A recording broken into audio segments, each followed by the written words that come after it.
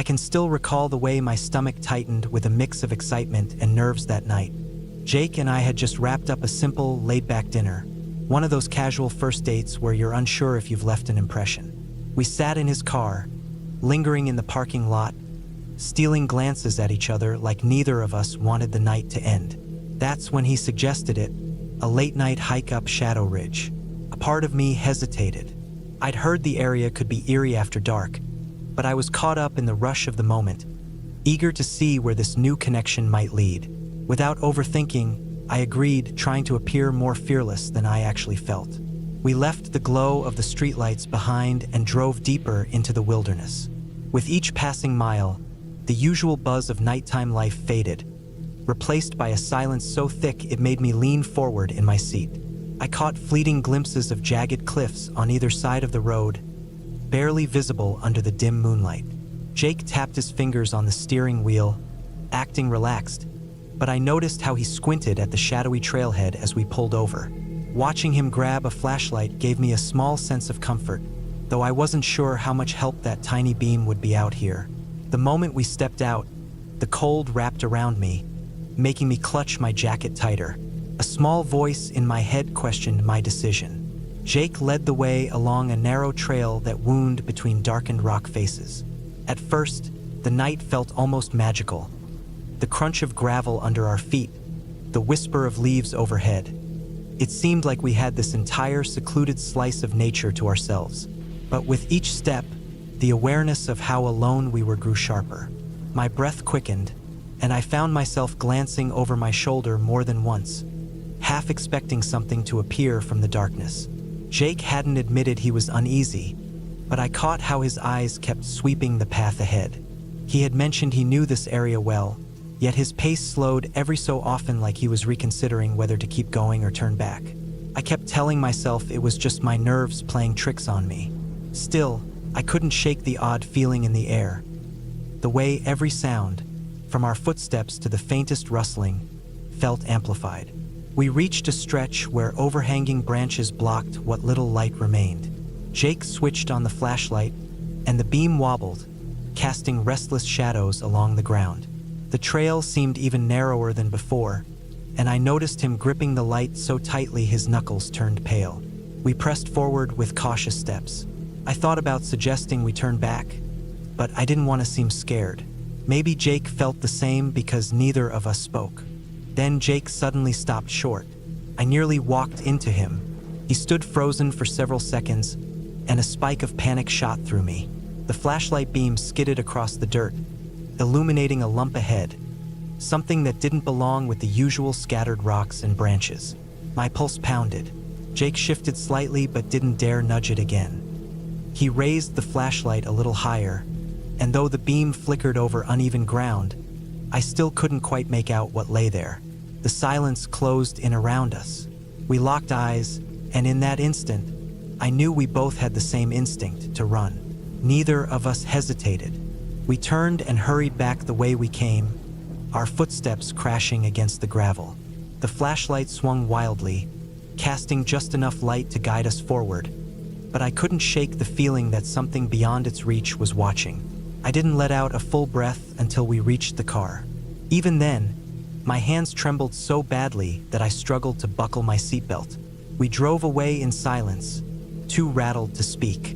The farther we got from the trailhead, the more the tension in my chest eased, but a lingering sense of unfinished business clung to me. I tried to joke about how we had picked a ridiculous way to spend a first date, but the words never left my lips. Jake forced a weak smile, but his eyes stayed locked on the empty road ahead. I told myself it was nothing, just a late-night scare, an overactive imagination, but deep down, I couldn't shake the feeling that we had barely escaped something awful. Jake and I continued dating, eventually moving in together, then getting married. We never spoke of that night again, as if silence could erase the memory. It became an unspoken pact. If we didn't acknowledge it, maybe it would fade. But every so often, I caught Jake looking at me in the dark, like he was wrestling with the same questions I was too afraid to ask. Had we truly stumbled upon something dangerous, or had we let our fear get the best of us? Years passed, and life settled into normalcy. We moved into a cozy apartment, found steady jobs, and even started hosting Sunday brunches with friends. The memory of that night dulled over time, until one evening, while flipping through TV channels, we stumbled upon a crime documentary. It was about a notorious serial killer, one who had once prowled the very region we had hiked that night. I wasn't paying much attention until something in the interviewer's voice made me freeze. Jake, mid-bite of his dinner, paused as well, remote in hand. The killer spoke with eerie calm, as if he were recounting a casual event. Then, he described a night he had nearly been caught, out in Shadow Ridge. My heart pounded so loudly I thought I might not hear the rest, but I forced myself to listen. He talked about luring a woman there, hiding her body, and then hearing a couple walking up the trail. He mentioned how the man had almost stepped directly on the evidence, and for a brief, terrifying moment, he thought he'd been discovered. But then, strangely, those two people had turned around and disappeared into the night. My gaze shot to Jake, hoping he would laugh it off or find a logical explanation. Instead, he just stared at the screen, his jaw clenched, his face pale. The realization hit like a sledgehammer. My pulse roared in my ears, and a wave of nausea rolled through me. Couldn't be a coincidence. The trail, the night, the feeling of stepping on something that shouldn't have been there. It all lined up too perfectly. I don't know how long we sat there, caught in a fog of shock. One of us finally reached for the remote and muted the television. But the weight of what we had just learned settled over us like a suffocating cloud. We had been there. We had nearly walked right into the middle of a nightmare. From that moment on, the way I remembered that midnight hike changed forever. Up until then, it had been a creepy but uncertain memory, a story that felt exaggerated in hindsight. But now, the truth was undeniable. In the weeks that followed, I started waking in the night with racing thoughts, haunted by the image of something unseen lurking just beyond our flashlight's reach. My mind conjured terrifying possibilities. Had he been watching us? Had he considered taking us both? Jake changed, too. He stopped going to the climbing gym, lost interest in the outdoor adventures he once loved. One day, he confessed that the sound of gravel beneath his feet made his skin crawl. It reminded him too much of our frantic retreat. Hearing that made me feel less alone in my fear. We had both been affected in ways we never admitted before. We never went to the police. By then, it was far too late. The killer had long been caught, no longer a threat to anyone. But that sense of helplessness never left us. We had been so oblivious, so dangerously close to something horrible. And we had only made it out because of sheer dumb luck. To this day, when someone suggests a nighttime hike, Jake and I exchange knowing glances and quickly change the subject. Our friends have no idea about the secret we carry, and I hope they never have to understand. Most days, I don't dwell on it, but every so often, something, a news report, a glimpse of movement in my peripheral vision, will pull me back to that night. I'll remember the darkness pressing in, the nameless dread curling in my gut, and I'll know with chilling certainty that in those moonless hours, a monster had been watching us from the shadows. We had left unharmed. Someone else had not, and we would carry that truth with us, silently, for the rest of our lives.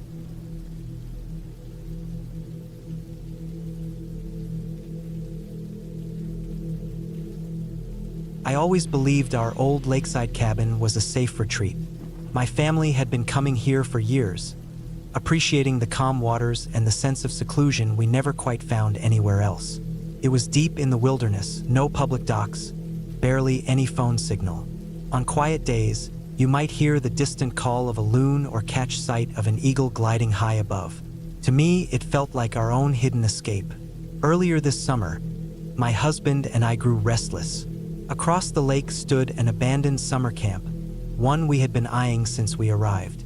It sat there like a forgotten relic, its paint peeling, roofs sagging under the weight of time, partially hidden by dense undergrowth. Stories had floated around about how the state simply let it decay after shutting it down, though no one seemed to know the real reason why. Curiosity, or maybe a bit of reckless excitement, compelled us to investigate. We launched our canoe and paddled across the water, leaving behind the warm glow of our cabin's porch light. The shoreline of the camp was eerily still. The wind whispered through the overgrown grass and sent dried leaves skittering across the warped dock. Up close, the buildings were even worse than I had imagined. Windows smashed, wooden steps splintered and bowed under the slightest weight. We climbed onto the main porch, our hearts pounding. The afternoon sun barely filtered through the grimy glass. I hesitated before stepping inside, bracing myself for the stale, suffocating air within. The moment we crossed the threshold, I regretted it. The atmosphere felt wrong. Stained walls bore the marks of water damage, the floor creaked with every shift in weight, and the air reeked of decay, like a root cellar sealed off for years. Torn mattresses littered what might have been a dining hall, and ragged curtains dangled from rusted rods. We moved cautiously, a quiet unease settling over us. My husband attempted a joke about old ghost stories, but his voice sounded too sharp, too loud in the hush. We explored the ground floor, peering through crumbling doorways into damp, shadowy corridors. Dust covered everything, yet there were fresh footprints scattered across the floor. Some looked recent boot prints.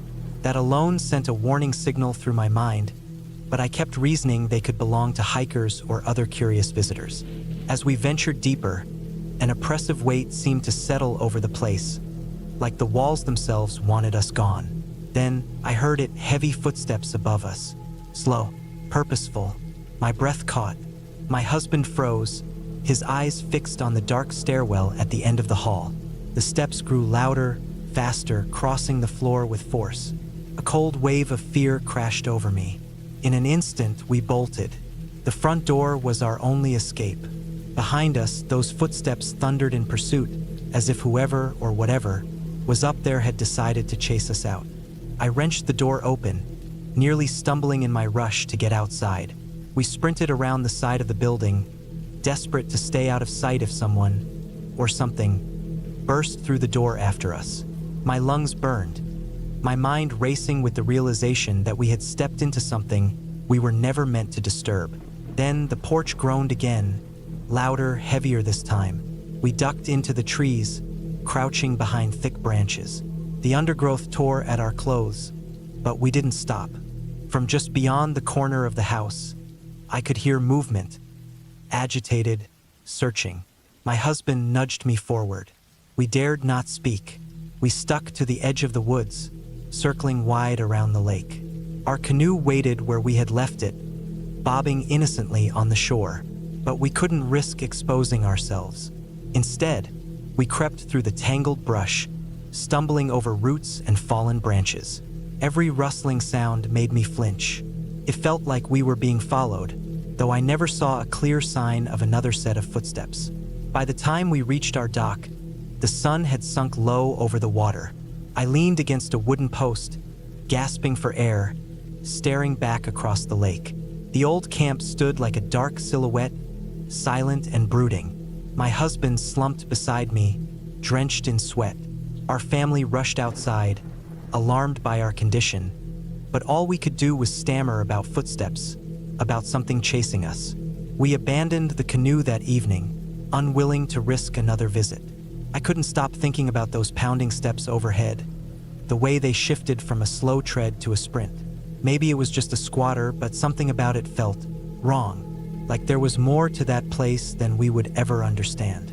That night, we locked ourselves inside the cabin, glancing warily at the windows as the last light faded. The lake, once a peaceful retreat, suddenly felt too close to something terrifying. The following day, my sister and her husband remained tense, huddled inside. Our father paced the porch, clearly unsettled. Eventually, as the evening approached, he insisted we retrieve the canoe. I hated the idea, but he was firm it was better to handle it while there was still daylight. We took our small fishing boat just as the sun began its descent. The water was unnervingly still, as though anticipating something. I sat at the bow, trying not to fixate on the camp's looming presence. My sister's frantic story echoed in my head, those relentless footsteps, that breathless escape. I told myself it could have been a drifter or an animal, but my nerves remained taut.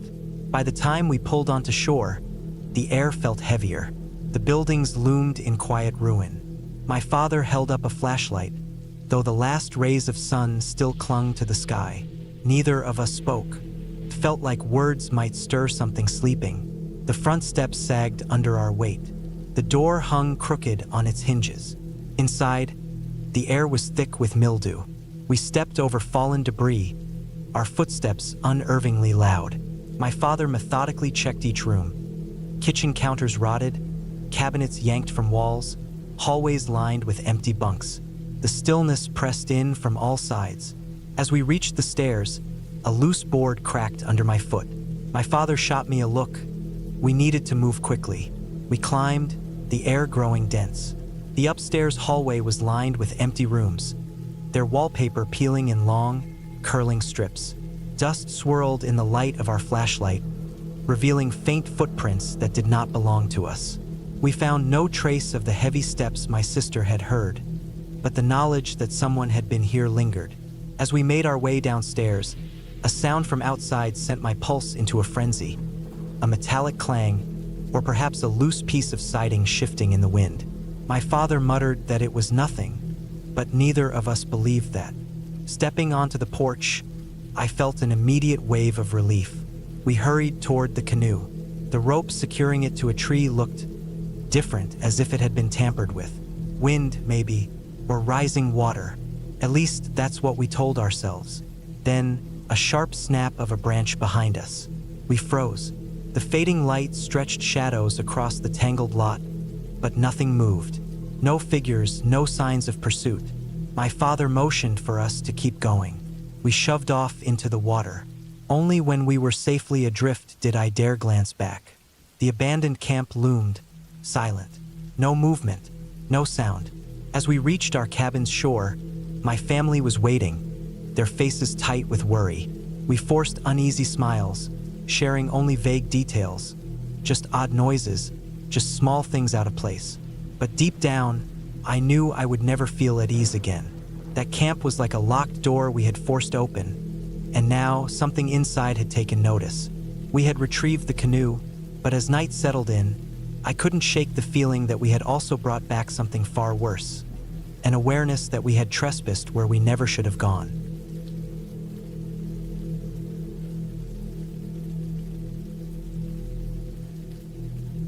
I rolled out of my cot at the ranger outpost hours before dawn, a small spark of anticipation flickering in my chest. Early mornings in Grand Teton always gave me a quiet kind of excitement, like for a brief moment, the entire park belonged to me alone. Under the cold hum of the overhead lights, I did a quick check of my gear, water, snacks, my radio, a compact first aid kit. Everything was in place. A couple of coworkers were sipping coffee nearby, but we only exchanged nods. We each had our own plans for the day, and my focus was already on reaching the Snake River Basin. The drive to the trailhead was peaceful. No tourists at that hour, no long lines of cars, just open road and the promise of solitude. By the time I parked and started hiking, the sun had begun its slow rise, streaking the sky with soft pink and gold. The air was crisp, carrying the scent of damp earth, and a few elk grazed near the tree line. I remember thinking this was why I loved my job.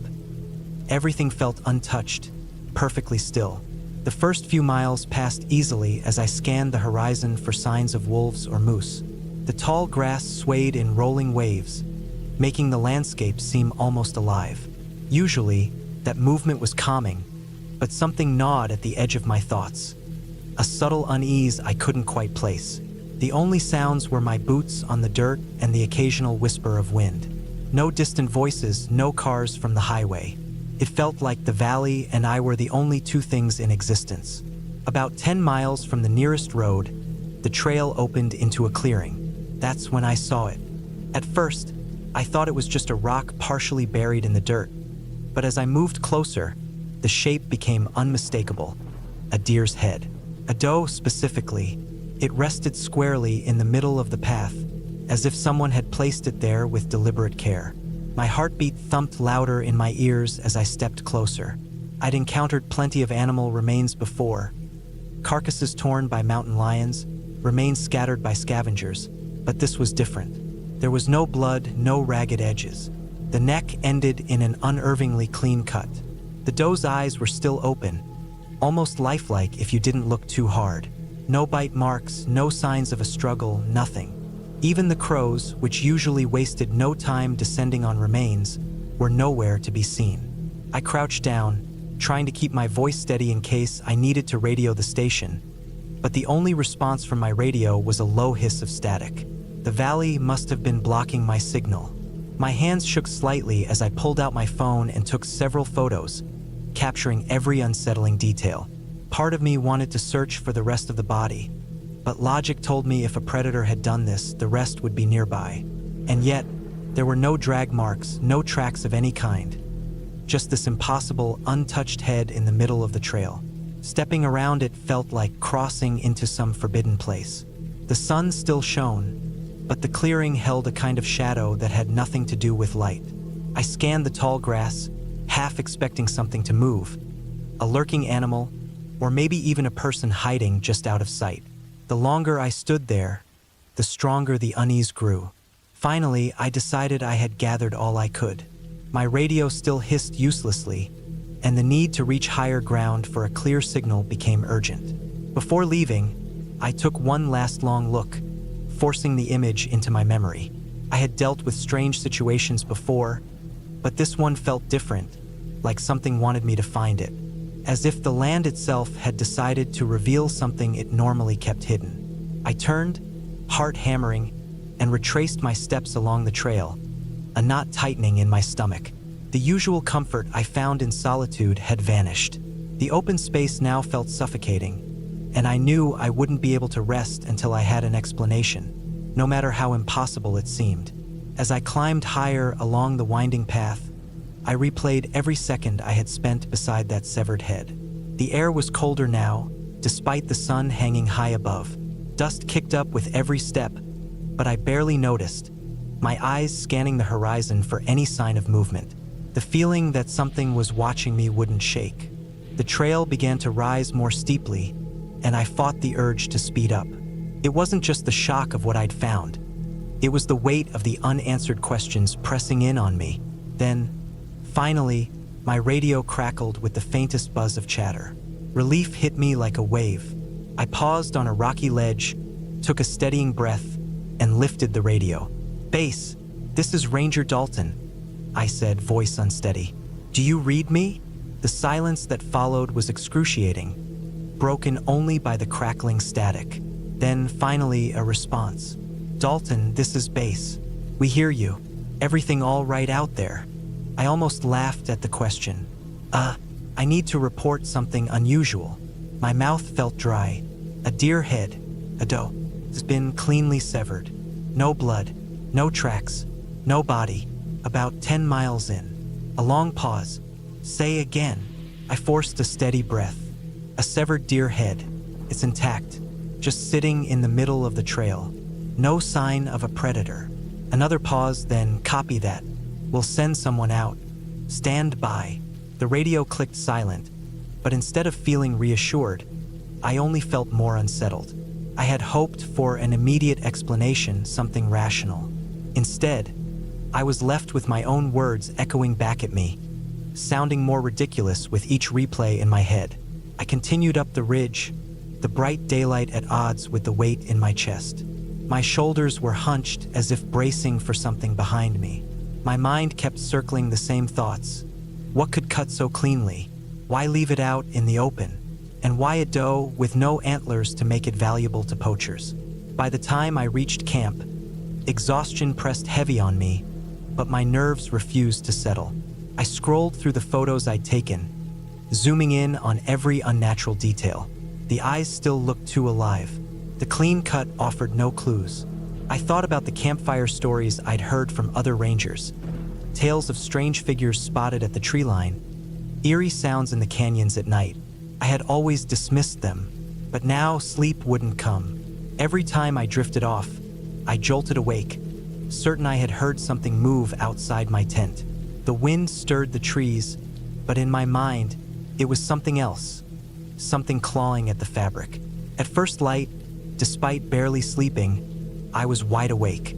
My colleague, Ranger Harris, had overheard my radio call and offered to hike back with me. He was taller, sturdier, exactly the kind of presence I needed.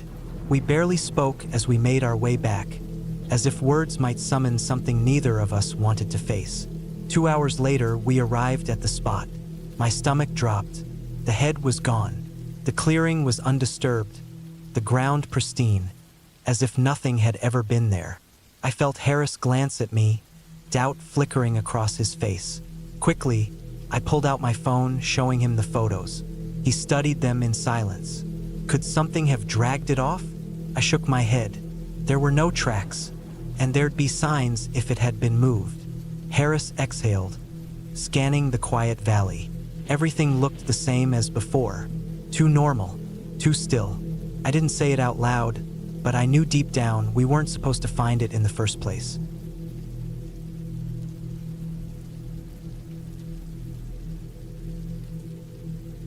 I'll be real. It started out as the kind of night you'd look back on and grin. Relaxed, a little reckless, exactly what we both needed. After grabbing dinner and catching a movie, we wanted to do something outside the usual. So, we jumped in my truck with a loose plan to escape the city glare and find a quiet spot under the stars. The highway stretched out empty before us, and the farther we drove, the more isolated the world became. I remember rolling the windows down, enjoying the cool air rushing against my face. We talked about everything. How exhausting the week had been, how nice it was to have a real break. There was this electric feeling, like we were sneaking away from reality. But mixed in with that excitement was a strange, creeping sense that once we left the main roads, there was no easy way back. Eventually, we spotted a dirt trail off to the side. No signs, no lights, just a narrow break in the trees. We exchanged that quick, wild-eyed glance that said, "Why not?" And I made the turn. My tires crunched over gravel and dirt, and the deeper we went, the more unsettling it felt. The headlights cut a narrow tunnel through the darkness, and the forest closed in tight on either side, like it didn't want us there. Finally, we reached a small clearing. I pulled over, shut off the engine, and just like that, we were swallowed by silence. Neither of us spoke at first, just absorbing how eerily quiet it was. The kind of quiet that plays tricks on your mind. You hear your own breathing, your own heartbeat, both suddenly too loud. Part of me wanted to turn the key and leave right then, but I kept that to myself. We'd come out here for a reason, and neither of us planned on backing down. Climbing into the back seat felt like slipping into our own little world, shutting everything else out. Thinking back now, it's almost funny how nervous we were while also being so eager. She laughed at me for fumbling with my jacket, and I teased her about her shirt buttons being designed to resist any attempt at removal. For a while, everything else disappeared. The night pressed in around us, but we were too focused on each other to care. Then those headlights appeared. At first, just a distant glow flickering through the trees, not close enough to tell if they were headed our way. But the second I noticed them, my attention snapped away from everything else. I remember sitting up, peering through the back window while she scrambled to fix her shirt. The lights kept getting brighter, their beams slicing through the night, and I realized the vehicle was definitely on the same trail as us. A cold wave of panic washed over me. I had no idea who it could be. Cops? An angry landowner catching us trespassing? We both scrambled to find our clothes, hands shaking, searching blindly in the dark as if our shoes and jackets had intentionally vanished to mess with us. It was ridiculous and terrifying at the same time. By the time we'd thrown on enough to look halfway decent, the lights were almost in our clearing. Turning on my own headlights or starting the engine felt like a terrible idea. Instinct said, "Stay still. Stay quiet." The vehicle pulled into the open space, maybe 50 feet away, not quite facing us. My truck's dark paint blended into the shadows, and I prayed that was enough. I glanced at her. She was just as frozen, her breathing shallow. We were both thinking the same thing. This had been a mistake. We never should have come out here. And that's when the night turned from a fun little secret into something I still can't shake. We sat there, stiff and silent, watching those headlights burn through the darkness. Time stretched unbearably. I forced myself not to move, not to even breathe too loud. No idea what the driver's intentions were. Then he stepped out. He moved slowly, unhurried, shutting his door with a quiet thud. My heartbeat pounded in my ears. I couldn't tell if he'd noticed us, but he didn't act like it. Instead, he walked around to the back of his truck and reached in for something. When he emerged holding a shovel, my stomach twisted into knots so tight it hurt. He knelt, testing the ground, and then the dull scrape of metal against dirt filled the night. Every scoop jolted through me. I wanted to whisper to her, to ask if she was handling this any better than I was, but I didn't dare make a sound. Every instinct in my body screamed to stay still. He kept digging, systematic, unwavering. Dirt piled up in a ring around him, and I started counting the motions of his shovel. 1, 2, 3. A mechanical rhythm like he'd done this 100 times before. I tried to tell myself maybe he was just burying trash, but my gut said otherwise. Then he hit something. A hollow sound, wood, maybe metal. He paused, then started prying at whatever was in the ground. My thoughts spiraled. A box? A bag? Something I didn't want to see? When he finally wrestled it free, he had to strain to lift it, grunting with the effort. Whatever it was heavy. He staggered, hauling it toward his truck bed. When he heaved it in, it landed with a horrible, solid thump. My pulse thundered, and then, the moment I feared most, he leaned in, adjusting the object, making sure it was secure. If he glanced just slightly to the right, he'd see my truck. See us. I braced for the moment he'd whirl around, shovel in hand. But he never did. He tossed the shovel in, slammed the tailgate shut, and climbed back into the driver's seat. The engine grumbled to life. He sat there for a long moment, headlights glaring at the hole in the ground. I didn't move. I barely breathed. If he stepped out again. But then, the truck reversed in a slow arc, turned down the dirt road, and disappeared. We stayed frozen, staring at the spot where he'd been digging. The upturned soil gleamed in the moonlight, and I could feel the nightmares forming in my mind. The distant crunch of tires faded, and the woods snapped back to their usual night sounds, like nothing had happened. When we finally dared to move, I reached for the key. My hands were slick with sweat. The soft click of shifting into gear felt impossibly loud. I eased onto the path, terrified our headlights would alert someone hiding just out of sight. My mind screamed that he might double back, or worse, that he hadn't been alone. I checked the mirrors constantly, convinced I'd see those same headlights barreling toward us. But there was only darkness. Once we reached the main road, the air inside the truck was suffocating. We didn't speak, just let our breathing settle. Finally, she asked if we should call the police. But the question just hung there. What could we even say? We saw some guy dig something up in the middle of nowhere. That wasn't much of a lead. And honestly, I wasn't ready to invite questions I couldn't answer. The whole drive back, my mind replayed that awful thump of the object landing in his truck bed. I wanted to believe it was something harmless, but deep down I knew better. By the time we neared town, the night was already shifting to a pale shade of morning. It felt like we had left one world and stepped back into another. One where a single wrong turn could show you things you were never meant to see. Even now, every empty road, every shadowy stretch of trees, makes me uneasy, because sometimes you go searching for a little escape and find something that never lets you go.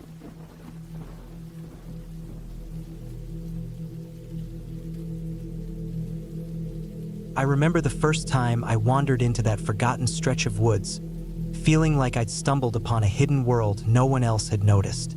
A worn-out path, half buried under dirt and weeds, led toward the remains of what must have once been a grand house, now overtaken by vines and time. Nature had reclaimed it, draping its ruins in roots and leaves. I kept glancing around, equal parts thrilled and uneasy, half expecting something to leap out from the undergrowth at any second. I was young enough to believe the world belonged to me, but old enough to sense I was somewhere I wasn't meant to be. My friend and I spent our weekends there, dragging sticks and scraps of fabric to build makeshift forts. Every crumbling stone wall or rusted-out bench felt like a new discovery. More often than not, we'd end up with torn clothes and scratched-up arms, But that was a small price for the excitement of having our own secret place. We used to joke about how empty the woods were, how we never saw footprints besides our own, never heard another voice. Just us, the rustling canopy above, and a silence that seemed to press in whenever we stopped to listen. Then one afternoon, we found something I still struggle to explain. Hidden behind a pile of rotting logs was a heap of old magazines, warped from rain and age. The pages smelled musty, like they'd been soaking up the damp for decades. The hairstyles and clothes looked like something from a long-forgotten TV show. We laughed it off, assuming they were left by campers or whoever had lived here before. Still, it made the place feel even more like our own, like we were uncovering things no one else had touched. Before long, our attention shifted to a thick wall of bamboo deeper in the woods. It stood out, too dense, too perfectly arranged to be natural. After so much time messing around in the same spots, curiosity got the better of us. We tried peering through the stalks, but all we saw were shifting shadows and tangled green. That only made it more tempting. It was the one part of the forest that seemed determined to keep us out. Weeks passed before we finally decided we'd had enough of just looking. If no one else had claimed that space, then it belonged to us now. One morning, we stuffed a pair of heavy clippers into my backpack and set off. I remember the air was thick and humid, like the forest itself was trying to tell us something. But we ignored it. Cutting through the bamboo was harder than we expected. The stalks were strong, and dry leaves whipped at our skin. By the time we managed to open a gap big enough to crawl through, we were covered in sweat and flecks of greenery. The moment we stepped inside, it felt like we'd entered another world. The chaotic undergrowth was gone, replaced by a carpet of soft clovers. It looked too perfect, as if someone had carefully tended to it. Then we saw them. Statues no taller than our knees, perched on stone mushrooms. They might have been charming if not for their broken faces. Each one had been shattered, their stone shards scattered through the clover like lost teeth. It felt like some strange art display, except there was no sign of an artist. And in the center of the clearing stood a massive stone block. Up close, it looked like a coffin, rough and weathered, vines creeping up its sides. We traced our hands over the carvings, but time had worn them down into unreadable shapes. Of course, being the reckless kids we were, we had to see if we could move the lid. But it wouldn't budge, not even an inch. Eventually, the humid air and eerie silence got to us, and we backed away, slipping through the bamboo and racing toward the nearest playground. We sat on the swings, panting, pretending to laugh, but deep down, we both knew we'd found something we weren't supposed to. Part of me was excited. Another part whispered that we should leave it alone. But I already knew we wouldn't. The next morning, I woke to a sky so dark it could have passed for dusk. Low clouds pressed down over the neighborhood, but instead of feeling warned off, I only felt more determined. The images from the day before, the statues, the clovers, the heavy stone slab had settled deep in my mind. I met my friend at the street corner, both of us dragging scraps of wood and metal, convinced we were about to build the ultimate hidden fort. But the walk felt different this time. The trees shifted uneasily in the wind, and the ground was softer than usual, sucking at our shoes. We joked about our plans, but there was tension beneath our words. When we reached the bamboo, we slipped through our opening. Everything was exactly as we left it. The clovers still vibrant, the shattered statues still frozen in eerie half poses. But under the dim sky, the green looked unnaturally bright, almost glowing. No birds, no wind, just silence, like the whole clearing was holding its breath. We set down our supplies and started hammering together a rough frame, but each clang of metal felt too loud, like it didn't belong there. I kept sneaking glances at the stone slab, still wrapped in vines, still unreadable. Part of me wanted to go back to it to see if we'd missed something, but I was afraid that if I touched it, something would happen that I wouldn't understand. Then my friend shouted. I knew before even turning that something was wrong. My stomach dropped as I spun around, following his gaze to the slab. The lid, which had been immovable the day before, had shifted. A gap had opened, just wide enough to see darkness within. The ivy that had once draped across the seam was torn, hanging in limp strands. The stale, earthy scent that drifted out made my stomach churn. My mind raced with terrible possibilities. I wanted to run, but something held me there. I took a step forward, just enough to see inside. Pure blackness, swallowing any light. Then my friend whispered my name, and whatever spell had frozen me shattered. We didn't need to speak to agree on what to do next. We ran. The second we tore through the clearing, the sky opened up, dumping sheets of rain as if waiting for the most dramatic moment. Water blurred our vision, branches clawed at our arms, and the silence that had suffocated the clearing vanished, replaced by howling wind and our own frantic breathing. We didn't stop running until we hit the edge of the neighborhood, collapsing against the old playground, gasping, soaked, and shaking. Nobody else seemed to notice our fear. The world carried on as if nothing had happened.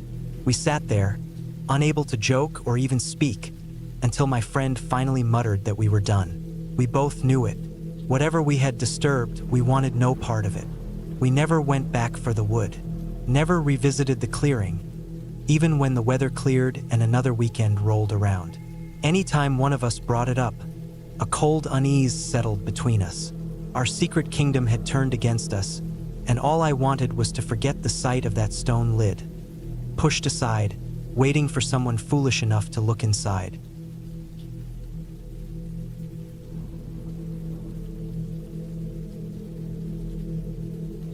I was 14, just hoping to hunt a few squirrels on a crisp autumn morning. A few days earlier, that valley had been full of them, so I went back, feeling pretty sure I'd have luck again. Within minutes, I spotted 5 or 6 squirrels leaping between branches, chattering and digging through the leaves for acorns. Everything seemed completely normal until it wasn't. All at once, they froze. Their sharp calls rang out for a brief second, and then, as if they had rehearsed it, every single squirrel disappeared. No rustling, no scrambling, no leftover noises, just silence. I stood there, scanning the trees, trying to figure out what could have scared them so fast. Then, a deep crashing noise echoed from a ravine nearby, like something plowing through the brush without any effort to stay quiet. I turned toward the sound and spotted a tall figure stepping through the undergrowth. At first, I squinted, thinking maybe it was my uncle, who was somewhere nearby. But as my eyes adjusted to the dim light, I realized it wasn't. It was massive, broad shoulders, moving with a natural ease most people don't have when walking through uneven ground. I couldn't make out many details, just its long arms and strange way of moving, but it never once dropped to all fours like a bear might. It stayed upright, like something completely at home walking on 2 legs through the wild. My pulse hammered. I remember calling out, "Hey!" because my brain still wanted to believe it was just another person. The figure immediately ducked down, trying to disappear behind a fallen log or dense brush. I called again, this time more hesitant, and it turned its head sharply toward me. In that moment, an awful realization crept in. It was far too big, too fast, too unnatural to be a person. Its body shape was almost human, but everything about its presence screamed that it wasn't. My instincts told me to run, but something about the way it blended into the shadows held me frozen in place. I took a single step forward, my mind torn between wanting to help or flee. The creature moved first.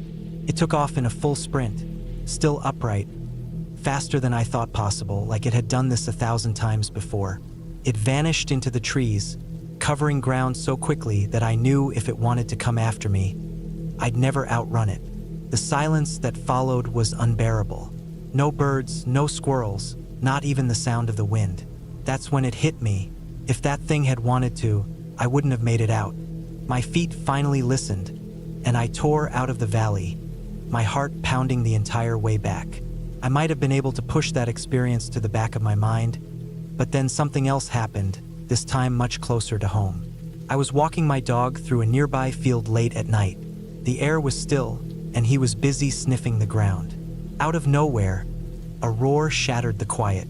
It was louder than anything I had ever heard, like some awful mix between a massive cat and a wild canine. The sound rattled my chest, something otherworldly that changed everything in an instant. My dog, who had never been scared of anything, immediately tucked his tail and bolted back toward the house. He refused to leave his doghouse for hours. I don't know which encounter unsettled me more, seeing that enormous figure or hearing that unnatural roar, but both left me shaken. They made me realize something. The line I had always drawn between civilization and the wild wasn't as solid as I thought. Even now, when I walk outside in the evening, some part of me stays on edge. I listen for unnatural silences, scan the treetops, and brace myself for the possibility that something could be watching. It's not just fear. It's the understanding that once you've seen or heard something like that, you can't go back to pretending it doesn't exist.